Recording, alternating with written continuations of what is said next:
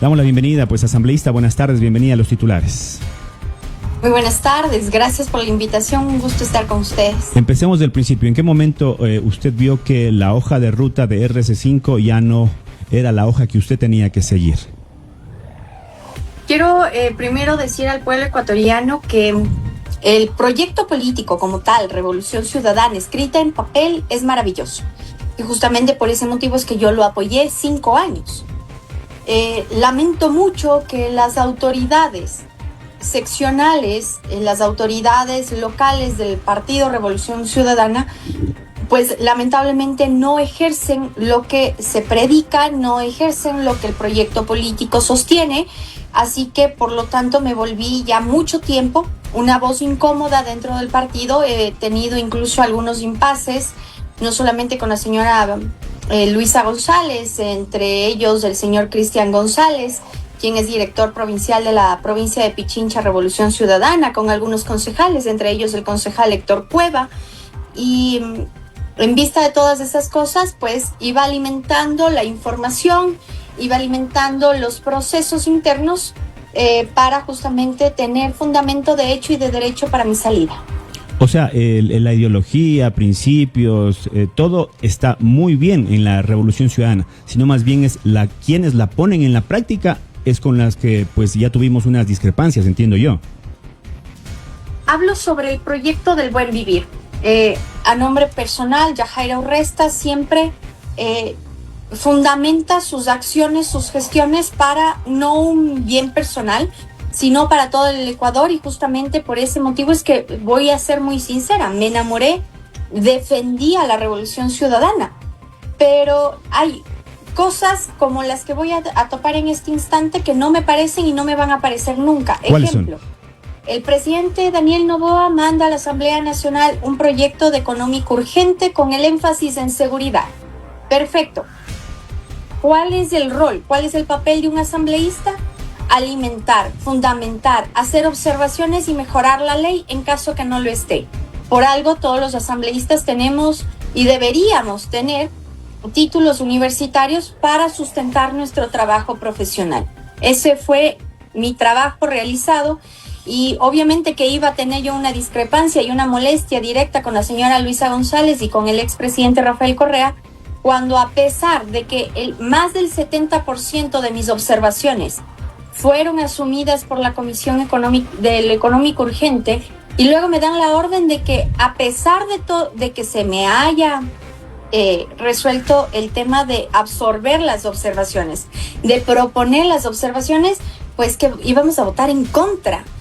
Es inaudito. O sea, el pueblo ecuatoriano a mí no me votó para hacer una oposición visceral, radical, tajante y mucho más irresponsable con mi trabajo.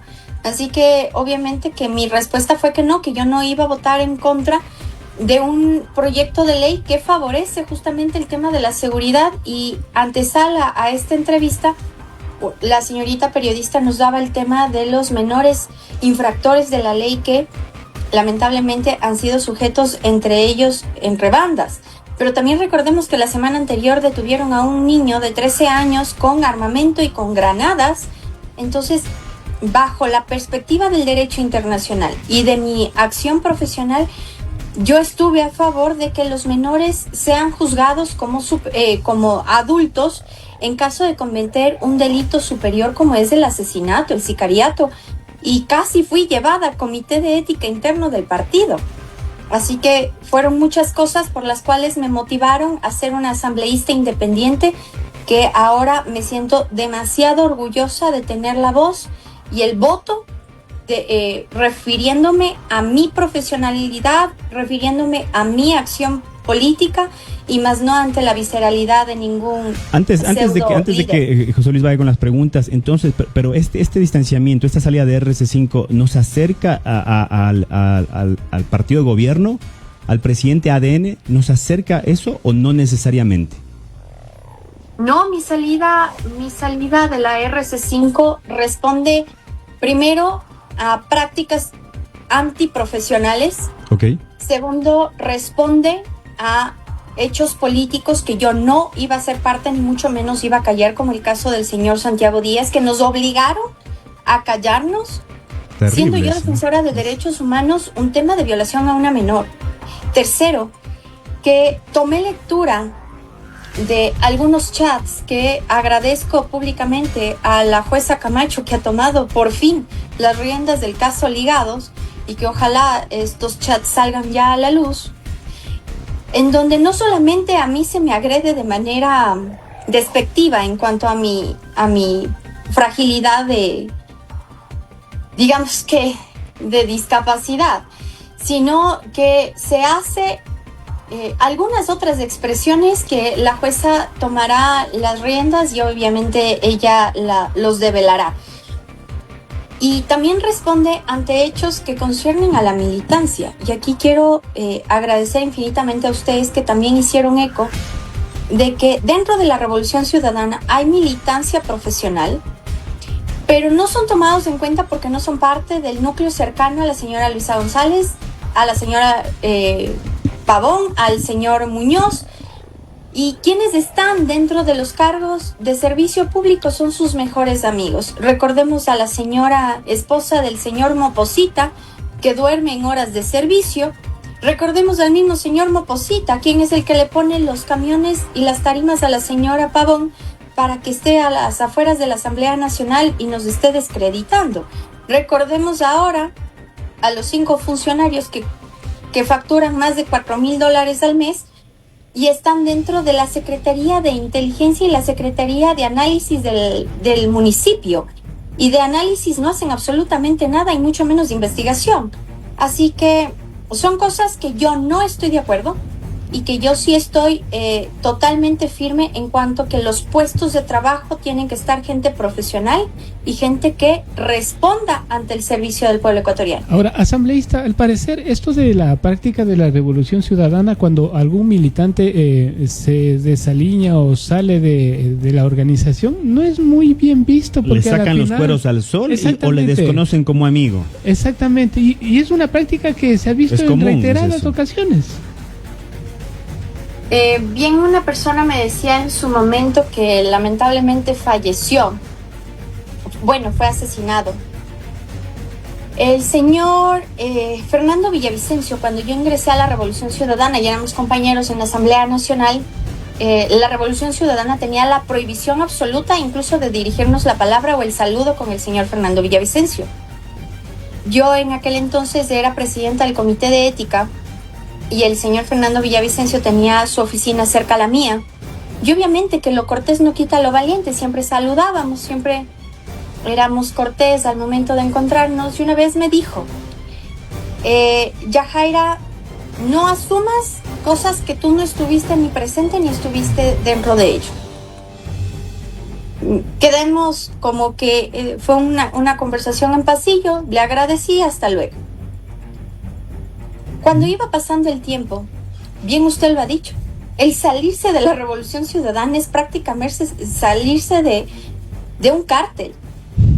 Cuando yo me salgo de la Revolución Ciudadana, a las afueras de mi casa ya estuvo un motorizado amenazando a mi jefe de comunicaciones. Me salgo de la Revolución Ciudadana y no es como otros partidos de que asumen con absoluta madurez el tema de que las personas podemos cambiar de perspectiva y que obviamente podemos ir analizando otros espacios.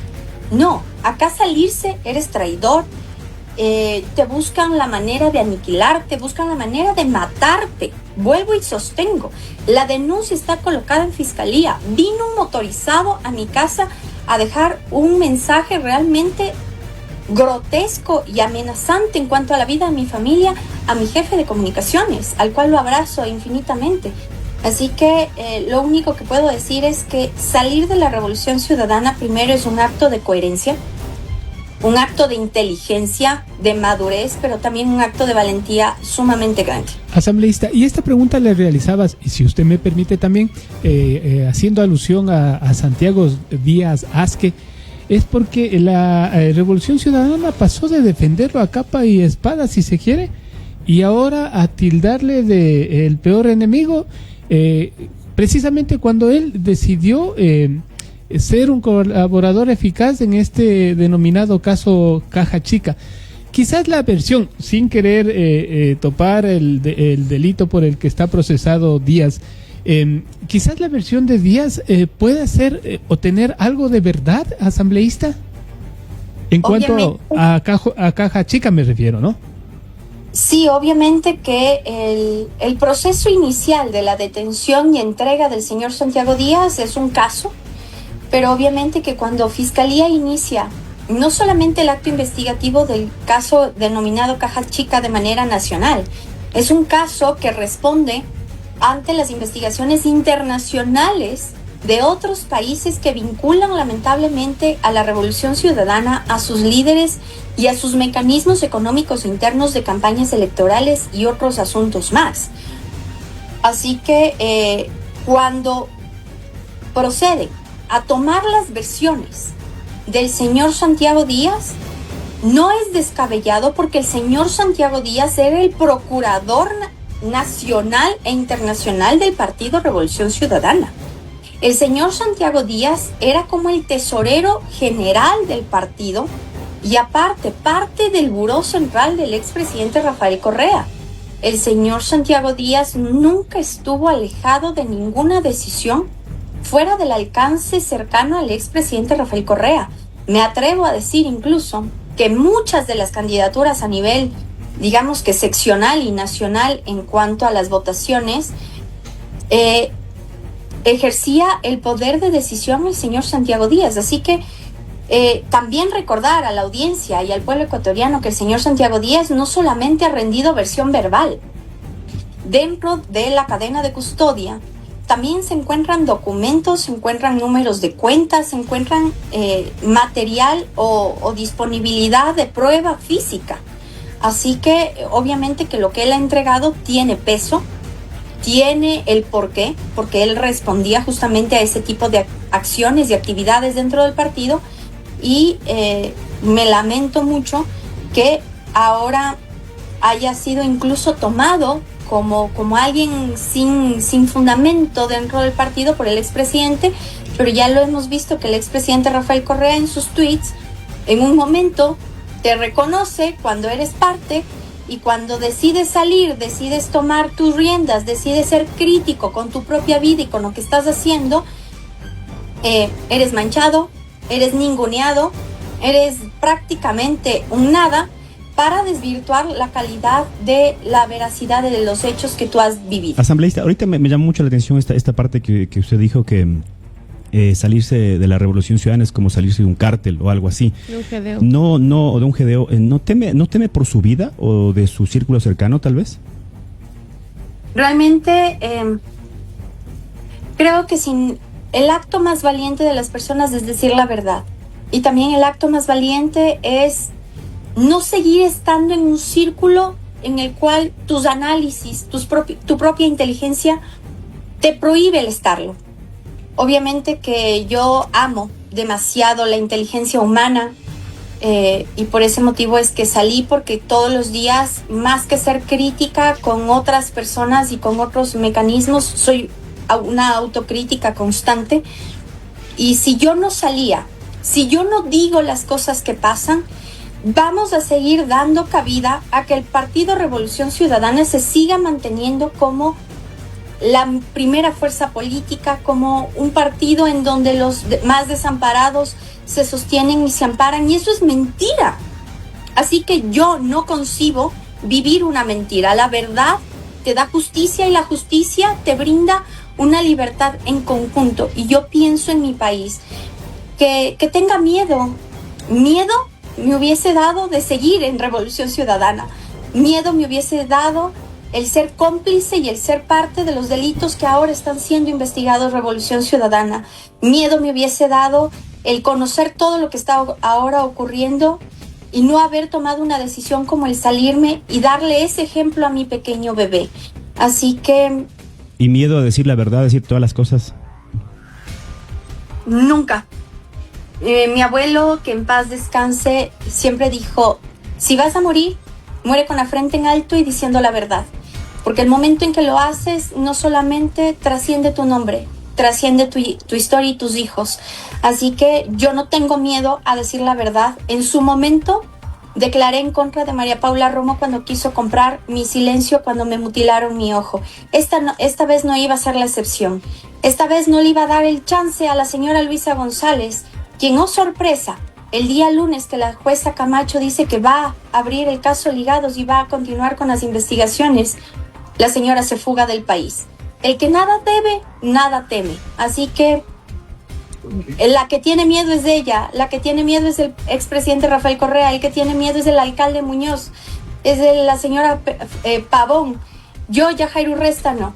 Así que decirle a mi pueblo que con la verdad vamos a tener justicia y con justicia no hay miedo. Ahora, asambleísta, vamos a la segunda parte de esta entrevista. Le habíamos contactado también para hablar de esto, de la reforma penitenciaria. Usted ha participado en el proceso del debate y, entre otras cosas, nosotros queremos consultarle porque usted ha insistido en que es necesaria una reforma integral. No sé si con estos cambios que introdujo la Asamblea Nacional, ¿existe ya una reforma integral o aún hace falta trabajar en más cambios? Obviamente que el trabajo tiene que ser conjunto, tiene que ser holístico, pero la ley aprobada reacciona al 70% del cambio del sistema penitenciario. ¿Y por qué? Porque vamos a dejar de tener un sistema penitenciario ligado a los GDOs, bajo la voluntad de la discrecionalidad de estar dentro de centros carcelarios por grupos delictivos. Ejemplo, en Sucumbíos hay una cárcel y solamente pertenece a los lobos. En el Turín solamente pertenece a los tiguerones. Ese no es el mecanismo justamente de una rehabilitación social. Las cárceles tienen que estar divididas por baja, mediana y alta peligrosidad. Segundo, tiene que estar dividido por el tema de la transitoria, y en el tema de la transitoria es justamente cuando pasan temas de delitos menores como pensiones alimenticias, el tema de tránsito. En las cárceles de tránsito también están ya GDOs inmersos. Uh-huh. Y luego la captación interna de las personas inocentes basándonos en un delito de pensiones alimenticias, es mucho más grande la captación y el reclutamiento. Así que en esta norma se dividen las cárceles por delitos. Segundo, hacemos que ya no haya una pérdida de control efectivo en cuanto a los centros penitenciarios con un déficit crítico del personal de cuidado, como son los guías penitenciarios, y obviamente que estos guías penitenciarios estén especializados para ello. Y aquí, en esta ley también atamos el tema de la cooperación internacional. Varias naciones se han unido a este proyecto de ley para que las capacitaciones al sistema penitenciario y sus cuidadores también tengan una apropiación desde los espacios de seguridad que estas naciones nos podrían brindar. Ahora bien, al dividirse las cárceles por delitos, por ejemplo, entiendo yo que la cárcel del Encuentro, la cárcel nueva, va a estar para individuos que pertenezcan a grupos de delincuencia organizada o transnacional. Eso implicaría que, por ejemplo, personas privadas de la libertad, como el ex vicepresidente Jorge Glass, el alcalde de Guayaquil, Aquiles Álvarez y sus hermanos, no necesariamente deban estar o continuar en esa cárcel, asambleísta. Recordemos que por seguridad nacional la Fiscalía genera todas las pruebas y contundencia de cada uno de los hechos. La seguridad del Estado la magnifica y la sostiene Fiscalía junto al Consejo de la Judicatura. Obviamente que el señor Aquiles Álvarez está siendo procesado e investigado por un tema de combustibles, de tráfico de combustibles. Pero ¿cuán peligroso es una persona que miente desde la partida de nacimiento? Qué peligroso es una persona que paga $5 millones a un troll center para desprestigiar a sus opositores y mermar la capacidad operativa de la gestión pública. Qué tan complicado es una persona que roba el combustible subsidiado del pueblo ecuatoriano para fines de servicio interno de su propia empresa y traficarlo sin el tema del subsidio. Realmente estamos hablando de delitos superiores. Son declaraciones muy fuertes, ¿ah? Aseveraciones. son delitos superiores, vuelvo y sostengo, desde que una persona miente, ¿quién es? Estamos hablando de un ranking de análisis psicológico de criminalidad terrible. Mentir ante una sentencia que no existe, firmada por el abogado Peter Cufo, quien renuncia a su cargo en el 2014, y oh sorpresa, en el 2016 firma la sentencia de que el señor no ha nacido en el año 85, sino en el 84. Eso estamos hablando de prácticamente un delito a alto nivel. O sea, si en esas cosas una persona miente, pues ¿qué se puede esperar en el resto de decisiones? Correcto. Otra circunstancia del señor Aquiles Álvarez, que asambleístas trasnochados lo defienden. Hay medidas cautelares que se debe responder y se debe respetar absolutamente, como lo es el grillete. Resulta que más de 200 veces el señor se ha sacado el grillete, y el momento en que es allanado, el señor no porta el grillete. Y ahora quieren que le den de nuevo medidas cautelares, que esté en su casa o que esté en una cárcel de baja peligrosidad. ¿Cómo? Si el señor a quien compró las llaves del grillete para sacarse más de 200 veces. ¿No creen que también cuando esté en una cárcel de bajo resguardo, va a pagar a quien sea para poder salir de la cárcel cuando él desee y fugarse? Así que estamos hablando de suspicacias de alto calibre, estamos hablando de acciones que responden a sistemas psicológicos y patrones criminales. Así que obviamente cuando uno no responde y no respeta a la autoridad, no respeta el debido proceso, pues se tiene que someter a lo que dictamina la ley. Ahora, asambleísta, dentro de esta normativa, no sé si para usted es uno de los quizás puntos más importantes sea el hecho de que las personas privadas de la libertad deban trabajar ahora para poderse sustentar o poder rehabilitarse. Por supuesto. Primero vamos con el patrón psicológico. Cuando las personas no tienen nada que hacer, siguen operando en cuanto a la criminalidad, y es lo que hemos visto. Desde las cárceles operan para seguir dirigiendo el crimen organizado hacia afuera. Lo hemos visto. Segundo, cuando las personas no tienen un quehacer profesional o un quehacer de servicios, sus mentes siguen solicitando o siguen pidiendo alcohol, drogas, entre otros más. Cuando a los PPLs se les ponga ya bajo un régimen no optativo, porque aquí también una asambleísta trasnochada en el pleno de la asamblea dijo que esto ya era duplicidad jurídica. Mentira. Anteriormente, en la ley que dice que será optativo los servicios y también el trabajo interno en las cárceles. Optativo. Ahora la nueva ley dice que es obligatorio como mecanismo de rehabilitación interna y de sustento económico de cada uno de los PPLs.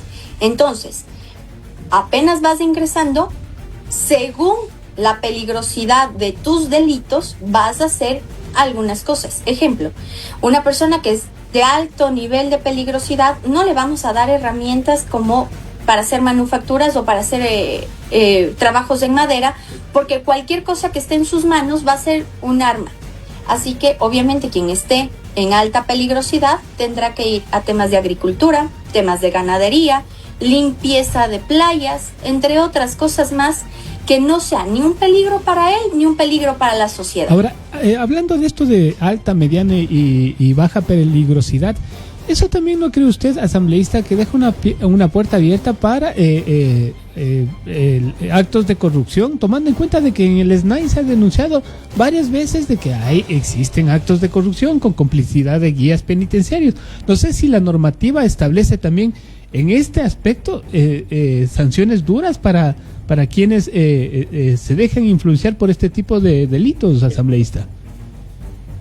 Y le agradezco su pregunta. Justo frente a esta realidad dolorosa de actos de corrupción, incluso, como usted menciona, hasta la división de los delitos y en dónde vas a estar sentenciado, tenemos y establece esta ley el régimen penitenciario especial con organismos técnicos, con cooperación de otras instituciones, entre ellos obviamente el Ministerio de Defensa, el Ministerio del Interior, brindando una seguridad y vigilancia penitenciaria no solamente para los PPL, sino también para sus cuidadores, y también dentro de su articulado sostiene digamos que las sanciones de alto nivel, no sanciones leves, sanciones de alto nivel para quienes no hagan su trabajo como los cuidadores o guías penitenciarios. Segundo, para que las políticas internas de cada una de las cárceles no sean respetadas. Tercero, por mecanismos de soborno tanto para la policía y el ejército. Y tercero, que no se responda ante la capacidad del proceso humano de disciplina y mecanismos claros de prevención de sanción para quienes cometan corrupción interna, tanto de manera administrativa como dentro de los centros de privación de libertad.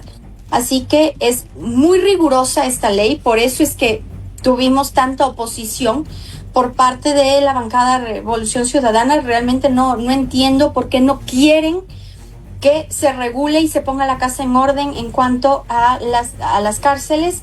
Y al parecer el pupo del universo para ellos ese es el señor Alquiles Álvarez. Me disculpo con el pueblo ecuatoriano, pero él no es del pupo del universo. Estamos teniendo GDOs, estamos teniendo niños que acribillan a familias, estamos teniendo un alto índice de sicariato en nuestro país. Pues las leyes tienen que ser más claras, concisas, sin duplicidad, pero obviamente más rígidas. Y eso es lo que esta ley lo brinda.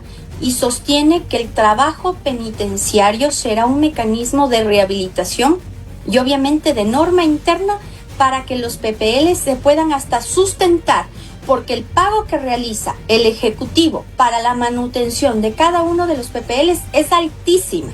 Así que si cometes un delito, también te tienes que mantener adentro de las cárceles. Trabaja para que tengas un pedazo de jabón, trabaja para que tengas tu comida, trabaja para que tengas limpio los lugares en donde tú te vas a estar aislado como tu celda. Así que absolutamente todos los servicios penitenciarios pagarán los propios PPLs para que las cárceles sean rehabilitaciones, no sean una cárcel de Lampa. Asambleísta, le agradecemos por su tiempo y esperamos que con esta ley pues tengamos días mejores todos los ecuatorianos, de verdad. Realmente para ustedes un fuerte abrazo, gracias por ser un medio de comunicación que invita a estas voces que somos incómodas, y recordemos que en un mundo de irreales, los reales somos los malos. Así que espero que mi país algún día sea real completamente. Un fuerte abrazo. Muchas gracias. Era la asambleísta Yajaira Orresta Guzmán, asambleísta por el Movimiento Centro Democrático, hablando de su salida de la Revolución Ciudadana y también de la ley de aprobación de la reciente ley aprobada, del sistema penitenciario.